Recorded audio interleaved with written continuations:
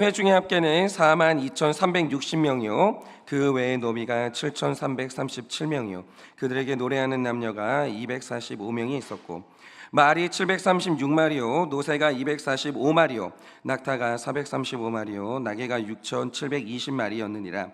어떤 족장들은 역사를 위하여 보조하였고, 총독은 금 1,000드라크마와 대접 50과 제사장의 의복 530벌을 보물 곡간에 드렸고, 또 어떤 족장들은 근 2만 드라크마와 은 2,200마네를 역사 곡간에 드렸고, 그의 나머지 백성은 금 2만 드라크마와 2,000마네와 제사장의 의복 67벌을 드렸느니라. 이와 같이 제사장들과 레위 사람들과 문지기들과 노래하는 자들과 백성 몇 명과 느디임 사람들은 온 이스라엘 자손이 다 자기들의 성읍에 거주하였느니라. 다 같이 읽겠습니다. 이스라엘 자손이 자기들의 성읍에 거주하였더니 일곱째 달에 이르러 모든 백성이 일제히 수문학 광장에 모여 학사 에스라에게 여호와께서 이스라엘에게 명하신 모세의 율법책을 가져오기를 청하매. 아멘. 네, 오늘 지금 여전히 우리가 지금 느헤미야서를 묵상하고 있는데요. 제가 이제 생각할 때 이런 본문들은 특별히 이제 우리가 주의해서 읽지 않으면 이 말씀의 본질을 놓치기 쉬운 본문 중에 하나가 이런 본문이에요. 이게 왜 그러느냐? 여러분이 이제 느헤미야서를 보고 있으면 눈에 보이는 성벽이 막 올라갑니다. 그리고 훌륭한 인간 지도자가 전면에 등장해서 막 진두지휘를 해요. 그러면 이런 장면들이 우리의 눈을 훔칠 때가 있다라는 거죠. 그러면 일어나는 일이 뭐냐? 느헤미야서를 읽어놓고 메시지를 내는데 조직을 이끄는 훌륭한 리더십의 조건, 갈등을 해소하는 방법, 뭐 이렇게 그 본질에서 벗어난 메시지에 우리 마음이 뺏길 수 있다라는 거죠. 물론 이 느헤미야서를 가만히 보고 있으면 훌륭한 영적 리더의 조건도 보여요. 그래, 공동체 안에서 일어나는 갈등을 어떻게 해소할 것인가, 이런 성경적인 방법도 제시되고 있는 게 맞아요. 그런데 이 본문에서 가장 중요한 건 그게 아니라는 거예요. 그건 격가지예요. 중요한데 격가지라는 거죠. 제일 중요한 메시지는 그게 아니라는 거예요. 그럼 지금 우리가 읽고 있는 이 느헤미야서에서 가장 중요한 메시지가 뭐겠습니까? 여러분, 지금 이스라엘 백성들이 그토록 돌아가려고 하는 이스라엘은 하나님의 나라를 상징해요.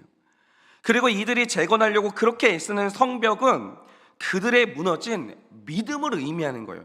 그러니까 이 자체가 얼마나 많은 걸 의미하냐 이거예요. 여러분, 우리가요 하나님 나라로 부름 받았지만 하나님 나라에서 살아가는 날 동안 멀어질 수 있어요. 여러분, 택자가요, 그는 하나님 나라로 부름 받았지만 살아가는 날 동안 하나님 나라에서 도망가는 거 일어나는 일입니다.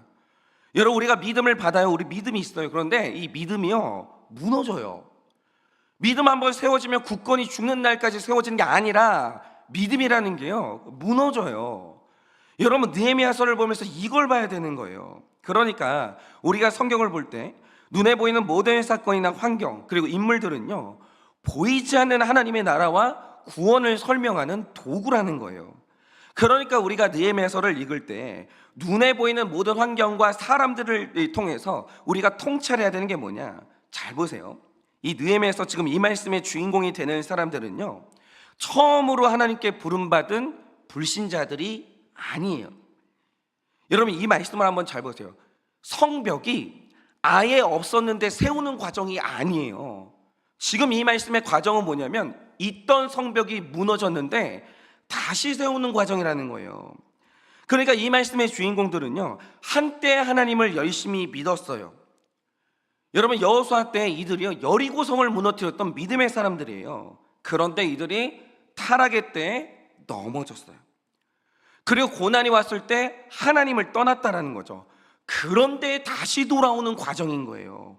그래서 무너졌던 신앙생활을 회복하는 게 느헤미야서에서 나오는 사람들의 상황이라는 거죠. 근데 이게 말해주는 게 뭐예요? 이게 우리에게 지금 일어나고 있는 일이거나 앞으로 여러분들한테 일어날 일인 거예요. 그러니까 저는 기대를 안 하는 게 뭐냐면 지금 이제 교회에 나와가지고 은혜 받고 한창 신앙생활 뜨겁게 하시는 분들이 있어요. 좀 있으면 무너져요.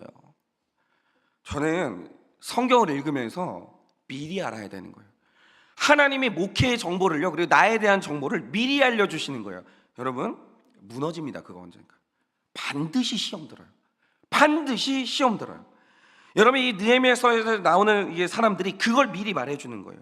그러니까 우리가 느헤미야서를 읽으면서 가장 중요하게 해야 되는 질문은 바로 이런 거죠. 나는 지금 하나님을 믿는 신앙 안에서 흔들림 없이 서 있는가? 여러분, 지금 마음을 굳게 붙잡고 교회 나오고 있지만 흔들흔들하는 분 계시죠? 엄청 흔들리고 있을 거예요. 지금 흔들흔들하는 분들이 분명히 있다라는 거죠. 그리고 내가 열심히 믿었던 내 삶이 과거가 된 분들이 있어요. 과거에는 내가 하나님을 열심히 믿었지만 지금은 그렇지 않은 분들이 있어요. 사역도 내려놓고 아무것도 안 하고 있고 완전히 가슴이 식어져가지고 그렇게 무너진 분들이 있다라는 거죠. 그러면 그 이유는 뭐예요? 그렇게 된 이유가 뭐예요? 내가 예전에 이렇지 않았는데. 그리고 그러면 멀어졌던 하나님께로 우리 다 같이 다시 돌아가는 방법이 뭔가? 무너진 나의 신앙, 식어버린 나의 신앙을 다시 뜨겁게 회복시키는 방법이 뭔가? 오늘 느헤미야서가 이런 질문과 답을 주는 거예요. 그런데 느헤미야서를 가만히 묵상하고 있으면 일단 중요한 구원의 본질 하나를 보게 되는데, 일단 중요한 건 이겁니다. 구원에 있어서 저는 미리 말씀드릴게요. 여러분은 변해요. 저 변합니다. 지금 저도 좀 약간 신기한 게 있는데, 이게 책임감인가 싶은데 이게 믿음인지 성품인지는 좀 봐야 되는데 6년 차까지는 아직은 안 변했어요. 그러니까 뜨거움도 안 변했고 교회를 향한 집중력도 아직은 안 변했고, 이게 교회를 사랑하는 마음도 아직은 안 변했어요. 그러니까 교회가 제일 즐거워요, 아직까지. 근데 이거 몇 년 가겠습니까? 그러니까 저는 저를 안 믿어요. 그런 인간이 어디 있어요, 세상에. 그러니까 저는 언제가 될지 모르지만 변해요. 이걸 준비하고 있어야 되는 거예요. 근데 분명히 이제 변하는데 언제인가 그것이, 이거 준비하고 있어야 되는 거예요. 그리고 여러분도 변해요. 반드시 변합니다. 그런데 잘 보세요. 그런데 우리의 신앙생활이 소망이 있는 이유가 뭐냐? 인간은 반드시 변해요. 기대하지 마세요. 변해요. 근데 하나님이 안 변해요. 느헤미야서를 보면서 이게 확실해야 되는 거예요. 말하자면 이런 거죠. 제가 그리스도인으로 살면서 처음 제 삶을 하나님께 드리겠습니다, 이렇게 서원했던 때가 중학교 2학년 때였어요. 제가 몇 번 말씀드렸지만 아버지가 이렇게 목회하셨던 제 모교에서 3일 정도 부흥의 집회가 있었습니다. 그럼 저는 이제 저희 학교가 이제 끝나면 저녁 집회에 이제 참석을 했거든요. 근데 강사 목사님 간증이 너무 재밌는 거예요. 그러니까 그분이 지금도 목회를 하시는데 목회를 정말 훌륭하게 하시는 분이에요. 지금도 이름이 기억나요. 그 강사님 성함이. 너무 재밌게 간증을 하시는 거예요. 그리고 한 2시간 정도를 설교를 하시는데 그 말씀이요 10분 한 것 같아요. 끝날 때마다 너무 아쉬워가지고 더 듣고 싶은데 그러다가 마지막 날 설교가 끝나고 기도를 하는데 너무 은혜가 되는 거예요. 너무 진짜 눈물을 흘리면서 기도를 했는데, 그러다가 제가 제 삶을 하나님께 헌신하겠다, 써만 주신다면 저 주님 위해서 인생 살고 싶다, 이렇게 중학교 2학년 때 이렇게 주님께 제 삶을 바쳤죠.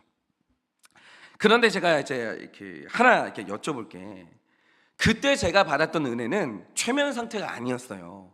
이게 보통 은혜가 아니었어요. 정말 뜨거운 은혜였습니다. 그래서 제가 하나님께 드렸던 서원은요, 이거 왜 우리가 부흥회가 끝나면 마음이 식잖아요. 그래도 후회를 안 했어요. 저는 제 삶을 하나님께 드리기로 완전히 이게 서원을 했고 충동적으로 했던 서원이 아니었다는 거죠.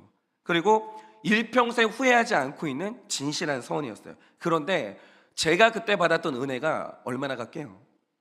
이게 유통기한이 1년이었어요. 1년 지나고 나니까 그 은혜가 식어지면서 슬슬 술, 담배에 이제 호기심 갖게 되고 연예인에게 푹 빠져 사는 거예요. 진짜 그러다가 고등학생이 돼가지고 머리가 컸는데 그때부터 교회 생활이 너무 시시하게 느껴지는 거예요. 바깥에 자극이 너무 좋으니까 이게 교회 안에 들어왔을 때 너무 시시한 거예요. 너무 시시해. 그러자 아버지가 목회자니까 억지로 이렇게 예배는 출석하다가 틈만 나면 세상 재미를 쫓아가지고 그렇게 밖으로 돌았어요. 그렇게 밖으로. 그 은혜가요 1년 못 갔어요. 저는. 여러분, 이렇게 구원이라는 것은요 법칙이 있는데, 하나님을 향한 사람의 믿음과 사랑이라는 건요 무조건 변해요. 여러분, 그거 지금 이제 무슨 이유로 뜨거우신지는 모르겠는데 제가 찬물 끼얹어서 굉장히 죄송한데 이거 식습니다. 그거 식습니다. 처음에 이 구속사의 말씀을 듣고, 야, 이런 말씀이 있나? 내가 죄인이구나. 인생의 목적은 행복이 아니라 구원이구나. 너무 좋아요. 처음에는 그거 듣잖아요. 그거 식상해요. 지겨워지고.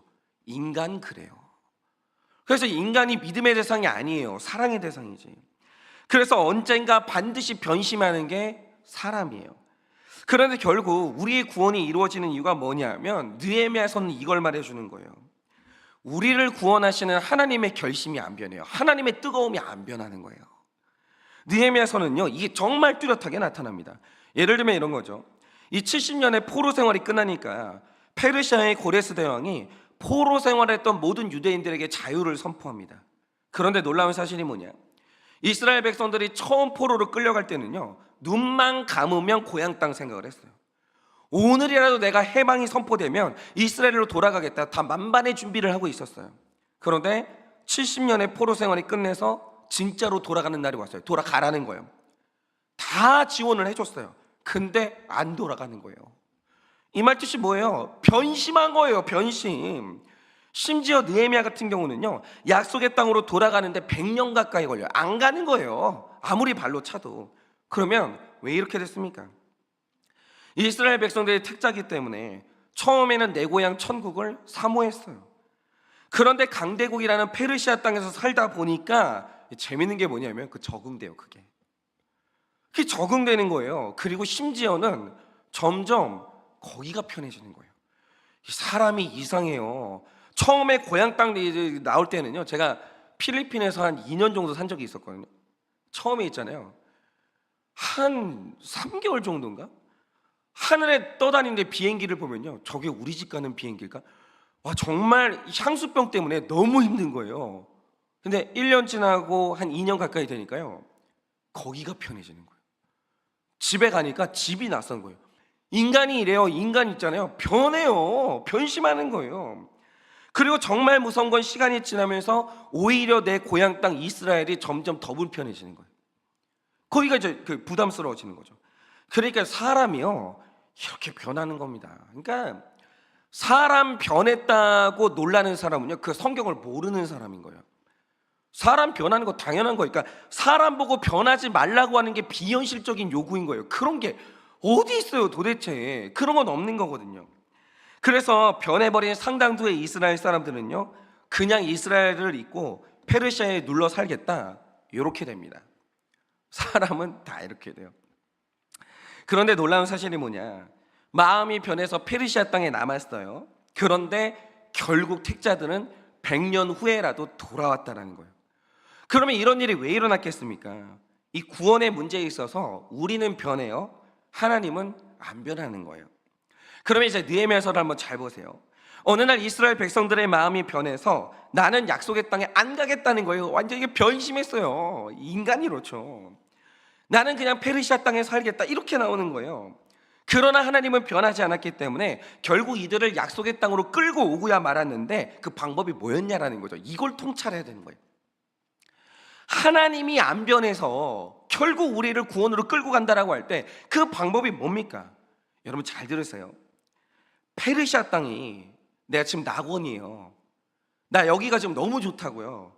그런데 이걸 버리고 약속의 땅으로 돌아오는 사람은 없는 거예요. 그런 사람은 없어요.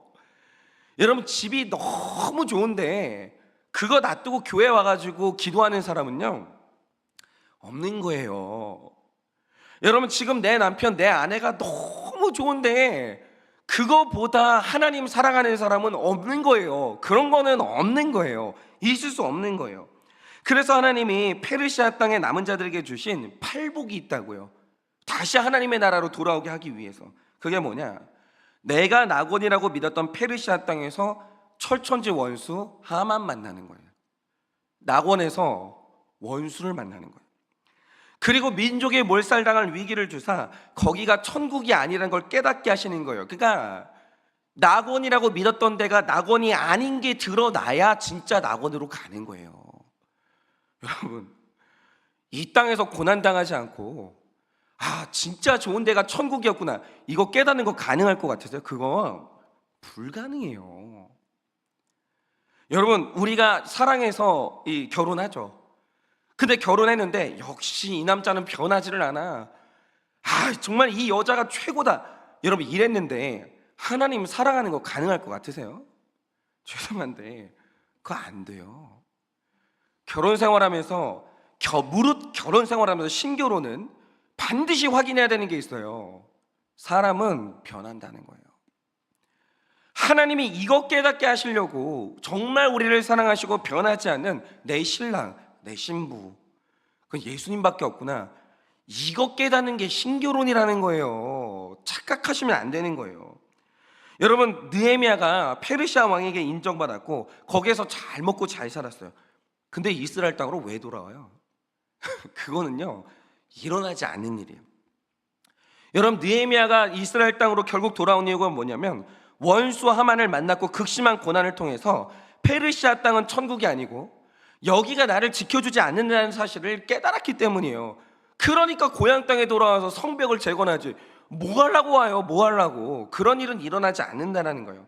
그러니까 나로 하여금 결국 예배의 자리로 돌아오게 만들어주고 나와 공동체가 천국이라는 걸 깨닫게 해주는 그 원수, 그 사람이 제일 고마운 사람인 거예요. 그 사람 못 만나잖아요. 여러분 절대로 하나님 안 찾아요. 여러분 절대로 공동체로 못 돌아와요. 그 원수가 나로 하여금 기도하게 만들고 나로 하여금 공동체로 돌아오게 만드는 거예요. 그 원수 만나는 거 있죠. 그 최고의 만남인 거예요. 얼마나 고마운 사람인데요, 그 사람이. 그리고 나의 기도를 회복시켜주는 그 고난이 축복 중에 축복이라는 거예요. 그러니까 고난이 올 때 그게 하나님이 나에게 주시는 팔복이라는 거, 그게 하나님이 나로 하여금 약속의 땅으로 돌아가게 만드는 하나님의 섭리라는 거, 여러분 이거를 빨리 통찰하셔야 되는 거예요. 그게 팔복인 거예요. 여러분 그거 아니고 죽었던 신앙이 회복되고 세상에 빠졌던 사람이 하나님께 돌아오는 다른 방법이 있냐? 없어요. 그냥 느헤미야를 보세요. 있냐고요? 그냥 없다고요. 애써도 하만 아니었으면 하나님께로 안 와요. 느헤미야가 아무리 대단해 보이시잖아요. 그 원수 안 만났으면 느헤미야 절대로 안 돌아와요. 100년 걸렸다니까요. 못 돌아오는 거예요. 여러분 다른 방법은 없어요. 이 구속사와 팔복의 가치가 여러분 열리셔야 되는 거예요. 그런데 저는 오늘 말씀을 보면서 우리 믿음은 언젠가 변하고 우리가 또다시 하나님보다 세상을 사랑하는 날이 와요. 여러분 신앙 반드시 무너집니다. 저는 그거 준비하고 목회하는 사람이에요. 내 옆에서 나를 돕고 이렇게 열심히 사역하는 우리 동역자들이요, 언젠간 무너져요. 그리고 여러분도 제가 흔들리는 그날을 좀 이렇게 미리 대비해 주세요.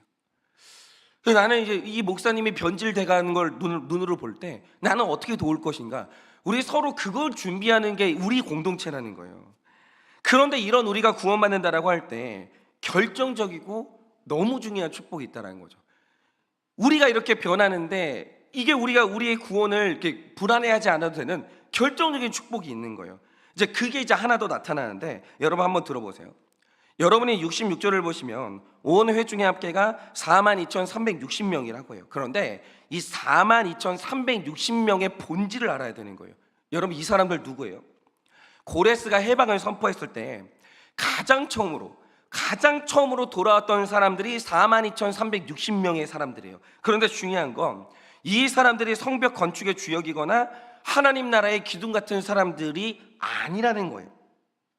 제가 월요일에 설명을 드렸지만 처음으로 돌아왔던 사람들, 이 42,360명은요 완전히 깨지고 실패한 사람들이에요. 과거에는 뜨거웠죠. 과거에는 대단한 믿음의 사람들이었죠. 근데 지금은 아니에요. 그 가슴 있잖아요, 불 다 꺼진 사람들이에요. 이제 성벽에 벽돌 하나 얹을 힘도 아예 없는 사람들이에요. 완전히 식어진 그리스도인들. 그게 바로 42,360명이라는 거죠. 그러니까 이런 겁니다. 이들도 처음에는 하나님을 향한 열심이 있었고 그래서 뭔가를 시도했던 사람들이에요. 그래서 고레스 대왕이 가장 해방을 선포할 때 가장 먼저 부름받고 돌아왔던 사람들이 이 사람들이에요. 그런데 이들이 결국 어떻게 되느냐, 하나님을 위해서 열심히 일했는데 안 되는 일이 생기는 거예요. 그러니까 딱 하나님을 사랑했던 그만큼 하나님을 향한 배신감이 커졌고 좌절감이 커져서 지금 이제는 하나님을 향해서 일할 그 의욕이 완전히 상실된 사람들, 그리고 하나님께 돌아가고 싶지만 떠났던 길이 너무 멀어져 가지고 이제는 돌아갈 엄두도 안 나는 사람들, 하나님을 잊진 않았지만 그렇지만 돌아가지 못하고 있는 사람들이 이 42,360명이라는 거죠. 근데 생각보다 우리 현실에 이런 사람 되게 많아요. 제가 가끔 이제 저희 동네 미용실에 이제 갈 때가 있는데, 여기 가면은 이 단골이라고 알아보세요, 이분이. 그리고 제가 이분을 좋아하는 이유가 뭐냐면, 딱 저 혼자 맨날 가다가 어느 날 제 딸을 데리고 갔는데 깜짝 놀라는 거예요. 총각인 줄 알았는데 어머, 애가 있다고. 그 말 듣고 너무 은혜 받아가지고 맨날 거기만 가거든요. 그런데 이제 대화를 하다 보면 가끔 그러잖아요. 근데 뭐 하는 분이세요? 이렇게 물어볼 때가 있어요. 저는 제 직업이 너무 자랑스럽기 때문에 제가 저는 목회자예요 이렇게 소개한 적이 있거든요. 그런데 머리를 잘라주시는 그 선생님이 그 말을 듣더니 너무 반가워하시는 거예요. 그리고 하시는 말씀이 뭐냐, 내가 청소년 시절에 청소년부 임원이었다는 거예요, 교회에서. 그런데 뒤를 이어서 하시는 말씀이 뭐냐, 그런데 내가 대학에 갔다가 세상 재미에 빠져가지고 교회를 안 나가기 시작했는데, 그리고 눈 깜빡하니까 30년 흘렀다는 거예요, 교회 떠난 지. 그런 사람 많아요, 정말 많아요. 그런데 그렇게 오래 떠나 있는 동안 이분이 얼마나 많은 죄를 지었겠어요. 자기가 알거든요. 그러니까 너무 멀리 돌아왔다는 이게 생각 때문에 그런지 돌아갈 엄두가 안 난대요. 그러니까 마음에 그게 잊혀지질 않는데요. 돌아가야 되는데, 돌아가야 되는데, 언젠가는 가야 되는데, 언젠가는 가야 되는데. 근데 중요한 게 뭐냐면 30년을 주저앉아 있잖아요. 그 발걸음이 안 떨어져요. 그거 얼마나 힘든지 몰라요. 그거 누가 안 끌고 가잖아요. 못 가요. 절대 못 가는 거예요. 여러분 지금 바깥에, 교회 바깥에요, 그런 사람들은 얼마나 많은지를 몰라요. 분명히 내가 마음으로 하나님을 믿고 회복하고 싶은데 내 마음과는 다르게 삶이 무너져 있는 분들 정말 많습니다. 이게 바로 66절이 기록하고 있는 42,360명의 사람들의 이 본질이라는 거죠. 그런데 중요한 건 뭐냐, 하나님이 끝내 이들을 불렀어요. 그리고 오늘 말씀 8장 1절의 말씀처럼 자기 성읍에 거주하는 백성으로 끝내는 부르시는 거예요. 돌아왔어요. 그러면 하나님이 100년이 지났는데도 이들을 잊지 않고, 그러니까 말씀을 보잖아요. 이름을 안 잊어버려요, 하나님이. 100년 동안 나에게서 멀어졌는데, 가슴이 식어져가지고 나를 위해서 한 일이 아무것도 없는데 하나님의 이들의 이름을 잊어버리지를 않아요. 한 명도 빼놓지 않고 다 불러요. 그럼 그 부르신 이유가 뭡니까? 여러분 제가 다시 말씀드리지만 부름받을 당시에 이 42,360명은요 성벽 건축을 위해서 한 일이 없어요. 하나님을 위한 그 어떤 열정도 남아있지 않은 상태에 변심한 사람들이에요. 그럼 우리는 질리잖아요. 너무 배신감 느끼잖아요. 누가 그런 사람을 불러요? 그런데 하나님이 이들을 기억하시는 거예요. 왜냐 이거죠.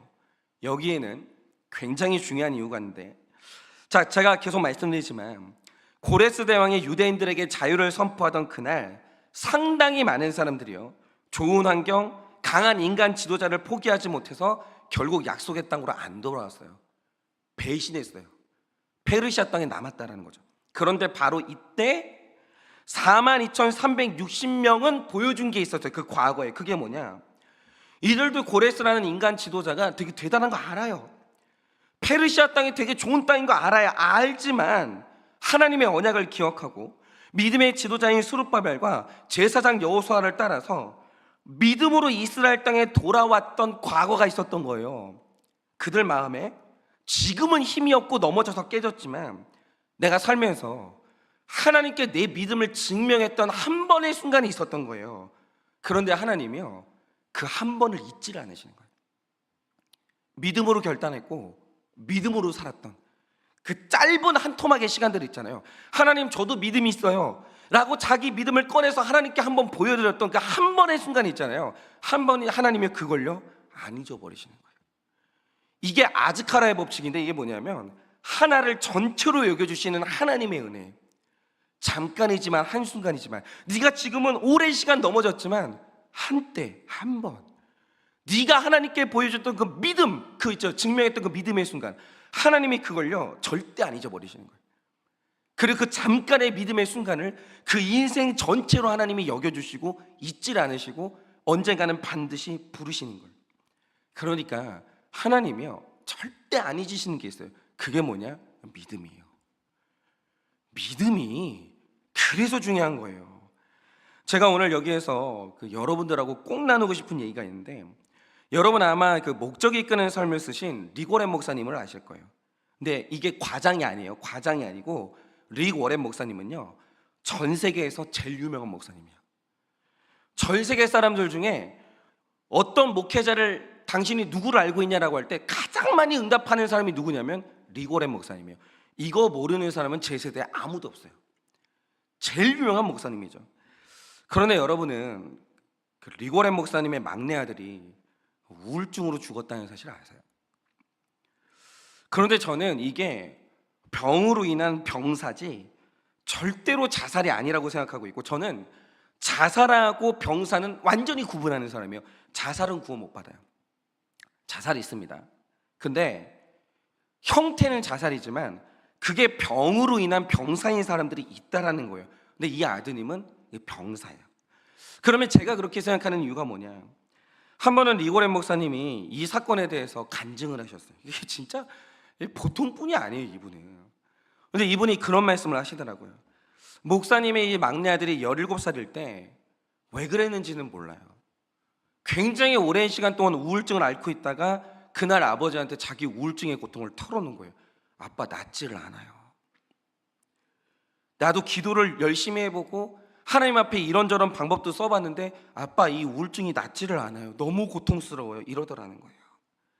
나는 하나님을 사랑하고 하나님을 믿고 하나님을 위해서 열심히 일하고 싶은데 왜 내 우울증이 낫지 않을까요?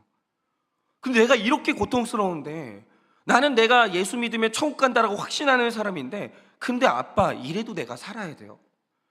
너무 힘든데 나 좀만 빨리 하나님께 가면 안 되냐고 울면서, 펑펑 울면서 그렇게 아빠한테 얘기를 했다는 거예요. 그러니까 이 릭 워렌 목사님이 얼마나 가슴이 아파요. 청소년 아들이 그렇게 얘기를 하는데. 그런데 그때 이 릭 워렌 목사님이 아들한테 주신 답이 뭐냐? 너무 따뜻하게 얘기를 했겠죠. 성경을 보면 기적을 통해서 낫는 병이 있어. 하나님은 오늘이라도 당장 너의 병을 낫게 하실 때가 있어. 그런데 성경을 보면 그 사람의 구원을 이룬 질병도 있었어. 사도 바울은 질병이 사도 바울을 지켰기 때문에 사도 바울이 평생 관리하고 살았던 은혜의 질병도 있었어. 아빠는 네가 이 우울증에서 낫기를 위해서 기도할 거야. 기도할 거지만 만약 그 우울증이 하나님이 주신 구원의 가시라면 네가 잘 관리하면서 갔으면 좋겠어. 아빠는 그걸 도울 거야. 그랬다라는 거죠. 그러자 이 아드님이 그 말을 이해한 거예요. 그리고 이 아드님이 자기의 고통을 자기 사역으로 연결시켰어요. 그래서 이제 같은 우울증으로 이제 고통받고 있는 사람들에게 하나님을 열심히 전했어요. 그리고 한 번은 이제 자살 사이트에 들어가가지고 계속 거기에서 간증을 하는 거예요. 나도 자살 충동을 느낀다. 그런데 이 자살 충동을 느끼지만 그렇기 때문에 우리가 그 하나님을 만났으면 좋겠다. 내 고통 속에서 내가 하나님을 만났기 때문에 당신들도 그랬으면 좋겠다. 틈만 날 때마다 이 자살 사이트에 들어가가지고 누군가랑 대화를 하고 이 사람들을 살리는 사역을 했다는 거죠. 그러던 어느 날 릭 워렌 목사님이 아들을 만나서 같이 시간을 보냈어요. 그날 같이 게임도 하고 대화도 하고 즐겁게 저녁을 먹었어요. 그리고 헤어졌는데 부모는 그런 거예요. 그날 마음이 너무 불안한 거예요. 알 수 없는 이유로 릭 워렌 목사님 마음이 너무 불안한 거예요. 그래서 집으로 돌아간 아들한테 전화를 했는데 전화를 안 받아요. 심장이 내려앉죠. 그래서 아내와 함께 급하게 차를 몰아가지고 집으로 갔더니 차는 집 앞에 있는데 집문이 잠겨가지고 열리지를 않는 거예요. 아무리 두들겨도. 불안한 마음이 좀 엄습을 하죠. 경찰을 불러가지고 경찰이 문을 부시고 들어갔어요. 그리고 문 앞에서 사실 너무 불길한 예감이 이제 드니까 목사님하고 사모님이 둘이 앉고 계속 울고만 있었던 거예요. 근데 좀 기다리고 있으니까 아들이 그 시신을 담은 가방에 담겨서 그렇게 아들이 나오더라는 거예요. 엄청난 충격적인 사건이죠. 엄청나게 충격적인 사건이죠. 근데 결국 이게 세계적으로 알려진 목사님의 삶이다 보니까 이게 사람들에게 다 알려지게 된 거예요. 그러니까 정말 각계각층에서 목사님을 위로하는 편지가 막 쏟아지기 시작하는 거예요. 그래서 목사님 말씀에 의하면 그때 35,000통의 편지가 이제 왔다라는 거예요. 근데 거기에 정말 대단한 사람들의 편지가 왔대요. 대통령의 편지도 오고 수상의 편지도 오고 톱스타의 편지도 오고 정말 각계각층에서 위로하는 수많은 편지가 왔다는 거예요. 그런데 그 대단한 사람들의 편지가 너무 고마웠대요. 고마웠지만 그 편지가 자기를 일으켜 세운 건 아니라는 거예요. 그런데 목사님이 어느 날 편지 한 통이 왔는데 우연히 편지를 뜯어본 거예요. 그 편지를 읽고 완전히 일어난 거예요. 그 편지가 누구한테 온 편지인 줄 아세요? 편지를 딱 읽어보니까 어느 날 자살 사이트에서 내가 목사님의 아들과 대화를 하게 되는데 그래서 나는 자살의 욕구에서 벗어나게 됐고 내가 하나님을 만나 구원받았다고 이 아들을 통해서 구원받은 사람이 편지를 쓴 거예요. 그리고 한 말이 뭐냐, 나는 목사님의 아들을 만나서 구원받았다. 그런데 하나님이 어떻게 이 열매를 잇겠냐고 자기는 그렇게 생각할 수가 없다라는 거예요. 그러니까 당신 아들 덕분에 구원받은 우리라는 열매를 보면서 목사님 아들의 구원을 믿었으면 좋겠다고. 여러분, 저는 이럴 수 있어요. 여러분, 엘리야가 우울증 환자였어요. 여러분, 누구라도 우울증 걸릴 수 있는 거예요. 여러분, 한번 생각을 해보세요. 믿음 좋은 사람은 암에 안 걸려요? 믿음 좋은 사람은 코로나에 안 걸립니까? 믿음 좋은 사람들도 이 땅에서 우울증 걸리고 암에 걸리고 그리고 사업이 부도가 나요. 그럴 수 있어요. 얼마든지 누구의 삶에도 그런 일이 일어날 수 있는 거예요. 그런 게 중요한 건 뭐냐면 거기서 하나님께 증명했던 믿음이 있냐라는 거예요. 그런데 어느 날 니고레 목사님이 자기가 그냥 정신승리한 게 아니라 목사님 아들 때문에 내가 구원받은 나를 보면서 이 열매를 보면서 아드님의 구원을 좀 확신했으면 좋겠다고 이 편지를 봤는데 이게 너무 은혜가 되더라는 거예요. 그러면서 그날 니고레 목사님이 일기장에 글을 썼는데 뭐라고 쓰셨느냐, 여러분들 이거 잊지 않았으면 좋겠어요. 이렇게 쓰셨어요. 하나님의 은혜의 정원에서는 부서진 나무도 열매를 맺는다. 하나님의 은혜의 정원에서는 부서진 나무도 열매를 맺는다. 이렇게 쓰신 거예요. 여러분, 바로 이거예요. 저는 믿음은 선물이거든요. 그런데 재채기도 숨길 수가 없고 사랑도 숨길 수가 없듯이 하나님이 우리 마음에 주신 믿음은요, 숨길 수가 없어요. 저는 제가 이 사역을 하기 때문에 저는 죄 짓는 사람들한테 연락을 받아요. 말도 안 되는 죄를 짓는 사람한테 연락을 받아요. 근데 그게 하나도 놀랍지가 않아요. 사람은 태어날 때부터 100% 죄인이기 때문에 끝도 없이 무너질 수 있어요. 왜 안 돼요? 사람 그러지. 아니, 변심 안 하는 사람이 어디 있고 무너지지 않는 사람이 어디 있어요. 사람은요 다 연약해요. 괜찮아요. 부끄러워하지 마세요. 그래도 되는 게 아니에요. 그게 자랑스럽다는 게 아니에요. 그러면 안 되고 가슴 아픈 일이죠. 그러나 사람은요 무너지는 걸 못 막아요. 다 그래요. 그럴 수 있어요. 그런데 제가 딱 하나 보는 게 뭐냐면 어떤 죄를 지었냐, 얼마나 이게 수치스러운 죄를 지었냐, 그건 저한테 하나도 안 중요해요. 나도 그러니까. 누구나 그러니까. 제가 하나 보는 건 뭐냐면, 그래서 믿음이 있으세요? 그 하나님이 그 용서해 주신다는 그거 믿으세요? 하나님이 이런 내 삶도 회복시킬 수 있다는 그 믿음 있으세요? 저는 믿음만 봐요. 믿음은 그 사람 인격하고 상관이 없는 거예요. 믿음은 그 사람의 삶하고 상관이 없는 거예요. 믿음은 한 사람을 구원하기 위해서 주시는 하나님의 말로 설명이 안 되는 그냥 은혜인 거예요. 저는 그것만 봐요. 그럼에도 불구하고 믿으세요? 믿음이 있으세요? 근데 이 믿음이 왜 그렇게 중요하냐면 믿음만 있으면 부서진 나무라도 열매를 맺기 때문에. 여러분, 믿음이에요. 믿음이에요. 그러니까 오늘 내 삶이 완전히 부서진 나무가 된 분들이 있어요. 내가 한때 예수님을 믿었지만 내가 예수님을 믿었다라고 말도 꺼낼 수 없을 만큼 처참하게 죄를 지어가지고 무너진 분들이 있더라고요. 근데 이 설교를 듣고 믿음이 생기신다면 그러면 됐어요. 하나님이 부서진 나무도 열매를 맺게 할 수 있어요. 하나님은 말끔하게 여러분 죄를 용서할 수 있고 하나님은 다시 일으켜 세울 수 있어요. 믿으세요? 그럼 돌아오세요. 믿으신다면 돌아오시고, 믿으신다면 다시 시작하면 되는 거예요. 누가 비난해도 듣지도 마세요. 무너졌어도 믿으신다면 돌아오시면 되는 거예요. 그러면 되는 거예요. 그러므로 우리 청년들, 아직 결혼하지 않은 청년들은 제일 중요하게 봐야 될 게 있어요. 믿음이에요.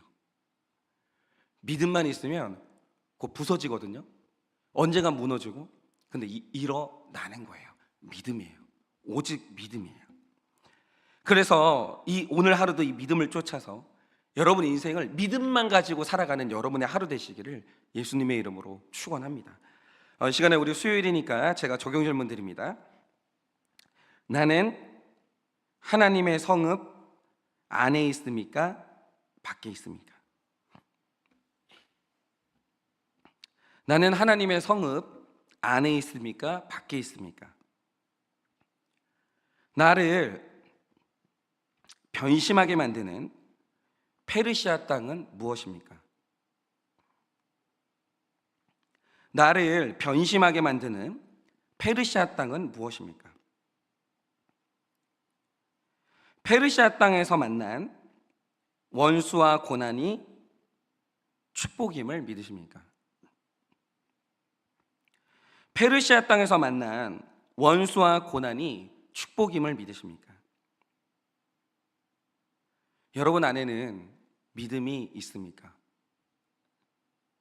여러분 안에는 믿음이 있습니까? 무엇으로 그 믿음을 증명했습니까?